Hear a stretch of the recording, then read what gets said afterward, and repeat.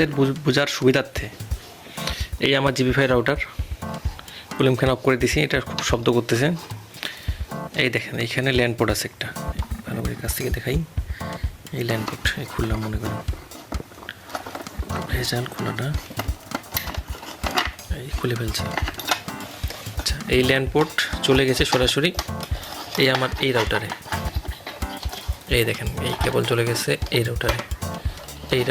এই রাউটারের one পোর্টে, WAN যে লেখা আছে ওই ওয়ান পোর্টে। এই দেখেন WAN, ভালো করে দেখে নেন, WAN পোর্টে। আবার ওয়ান পোর্টে ঢুকছে। এখন আমি যে পরবর্তী রাউটারে লাইন দিব, সেই লাইনটা যাবে আপনার LAN 1, LAN 2, LAN 3 থেকে, যে কোনো একটা লাইন থেকে আপনি লাইন আউট করতে পারবেন। আর ইন কিন্তু হবে আপনার ওয়ান পোর্টে। আপনাকে এই রাউটার কনফিগার করতে লাগবে, এটা থেকে যখন লাইন দিবেন এটাতে, তখন এটাতে কনফিগার করতে লাগবে। কনফিগারটা হবে আপনার, মানে যাই হোক ওটা পরে আমি অন্য ভিডিও আপনাকে বলে দিব কীভাবে কনফিগার করতে হয়। এই রাউটার ওয়ান পোর্ট থেকে, ল্যান্ড পোর্ট থেকে এটা কানেকশন দিয়ে দিই, তাহলে লাইন অফ হয়ে যাবে সবগুলো বাসায়।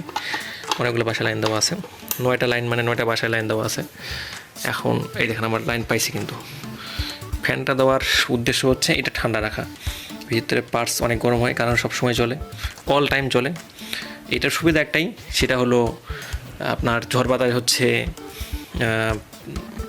2 দিন ধরে কারেন্ট নাই, মানে যাবতীয় অনেক কিছু, আপনার সার্বক্ষণিক নেট থাকবে।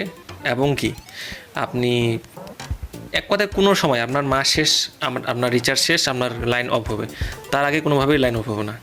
All time net, all time service পাবেন আপনি। সম্পূর্ণ মাস আপনি রিচার্জ করবেন 1 তারিখে, আপনি মানে ঘুরে 1 তারিখে আবার রিচার্জ করতে লাগবে, কোনো ভেজাল নাই। ওয়াইফাই আপনার হয় না যে কারেন্ট চলে গেছে বা লাইন নাই, তার ছিঁড়ে গেছে, অমুক হয়েছে তমুক, অনেক ভেজাল। কিন্তু এটাতে কোনো ভেজাল নেই, এটাতে কোনো কেবল সংযোগ নেই। ওরা আসে সিম, আপনাকে সিম কানেক্ট করে দিয়ে যাবে, আপনি নির্দ্বিধায় রিচার্জ করবেন, মাস চালাবেন। আপনি কতগুলো লাইন দিবেন ওদের এটা দেখার বিষয় না, আপনি 1000টা লাইন চালান ওদের বিষয় না। বিষয় হচ্ছে আপনাকে এটা মেনটেনেন্স করতে লাগবে। আপনি যে লাইন দিবেন ওদের একটু রাউটারগুলো ম্যাক করে দিতে লাগবে, যেন যাদেরকে লাইন দিবেন তারাই শুধুমাত্র চালাতে পারে, বেশি আর যেন কেউ ওখানে এন্ট্রি করতে না পারে। সেটা আপনার যদি আপনি দেন, সেটা আপনার ব্যক্তিগত বিষয়। এটা হলো আমি এটা আবার লাইন নিয়ে গেছি এইখান থেকে লাইনগুলা প্রত্যেকটা বাসায় চলে গেছে, প্রত্যেকটা লাইন একটা করে বাসায় গেছে। একটা লাইনের মাথায় আবার এই বললাম সেম ওয়ান পোর্টের এই লাইনটা যাবে, এই লাইন যেটা যাবে এই লাইনটা যাবে ওয়ান পোর্টে ঢুকবে, রাউটারের ওয়ান পোর্টে, WAN পোর্টে ঢুকবে। এবং সেইখান থেকে যে আপনি লাইনটা অন্য বাসায় দিবেন, সেটা আবার ল্যান্ড পোর্ট থেকে আবার ওই রাউটারের পরবর্তী বাসায় রাউটারের ওয়ান পোর্টে ঢুকবে। আর আপনার প্রত্যেকটা রাউটার কনফিগার করতে লাগবে। আপনি যদি কনফিগার করতে পারেন তাহলে আপনি এই ব্যবসাটা করতে পারবেন। এটা আপনি যদি 10-12টা বাসায় লাইন দেন, আপনার নির্দ্বিধায়, আপনি যদি 200 টাকা করে মাস নেন প্রতি বাসা প্রতি, তাহলে আপনার 12টা বাসায় দিলে 2400 টাকা মাসে আসতেছে। এখন আপনার খরচ হবে সর্বোচ্চ 1000 টাকা, সেটা হলো আপনার রিচার্জ খরচটা। আপনি যে রিচার্জ করবেন জিবি5, সেই খরচটাই শুধুমাত্র আপনাকে বহন করতে লাগবে। আর প্রত্যেক মাসে আপনার মোটামুটি 1200-1300 টাকা করে থাকবে পকেটে। এখন আপনার যে খরচটা করছেন, আপনি মনে করেন 6000 টাকা আপনি রাউটারটা কিনছেন, ধরলাম 6000 টাকা, এখন আপনার 6 মাসে আপনার 6000 টাকাটা উঠে আসবে। সেক্ষেত্রে দেখতে গেলে আপনি 6 মাস পর যেটা পাবেন সব আপনার লাভ থাকতেছে।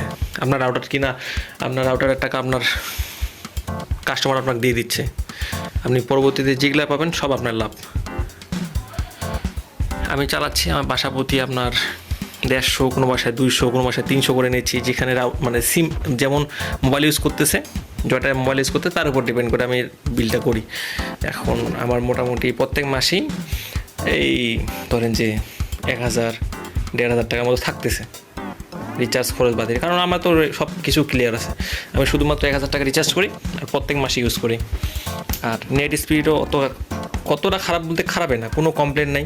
কোনো কাস্টমার আমাকে বলে না যে ভাই নেট কেন চলে না, অমুক তেমুক, অনেক কোনো ভেজাল নেই। রাউটারে কোনো উইদাউট ইন্টারনেট দেখাবে না, অল টাইম যতক্ষণ আপনার রিচার্জ আছে ততক্ষণ আপনি কানেকশন পাবেন। এই দেখেন এখানে 3 ঘাটি মানে আপনার ফুল নেট পাবে, 2 ঘাটি পাইছে মানে একটু নেটটা স্লো পাচ্ছে, স্লো সার্ভিস দিচ্ছে আর কি। যাই হোক এখানে অ্যান্টেনার সুবিধা আছে, এই দেখেন এখানে অ্যান্টেনার ব্যবস্থা করা আছে।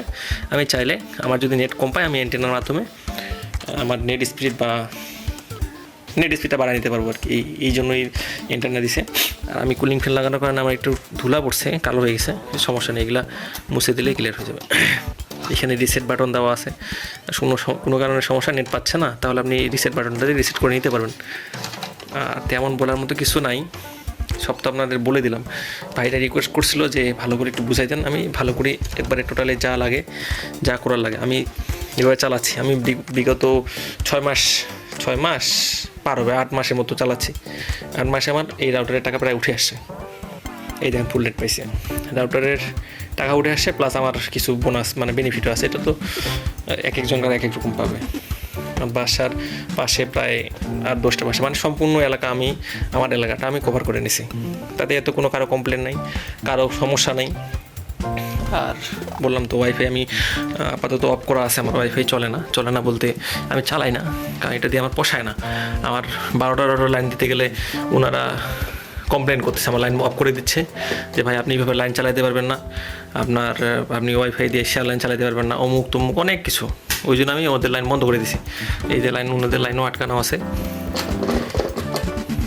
এটা হচ্ছে আপনার কী যেন বলে, প্যাসকোরের লাইন, কিন্তু অফ করা আছে সব কিছু। ওদের সাথে পোষাচ্ছে না। আর ওদের আজকে সমস্যা, আজকে ঝড়, আজকে তুফান, তার ছিঁড়ে গেছে, অমুক তমুক, এইটাতে কোনো ভেজাল নেই। অল টাইম নেট পাই। আপনি যদি ব্যাটারি বাসায় লাগাইতে পারেন তাহলে আপনার জন্য সব থেকে বেনিফিট হবে।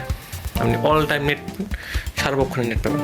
আপনার পকেট খরচ আপনার টেনশন করা লাগবে না। আপনি একবার লাইন দিলে আপনার পকেট খরচ, এটাই আপনার পকেট খরচ দিয়ে দিবে।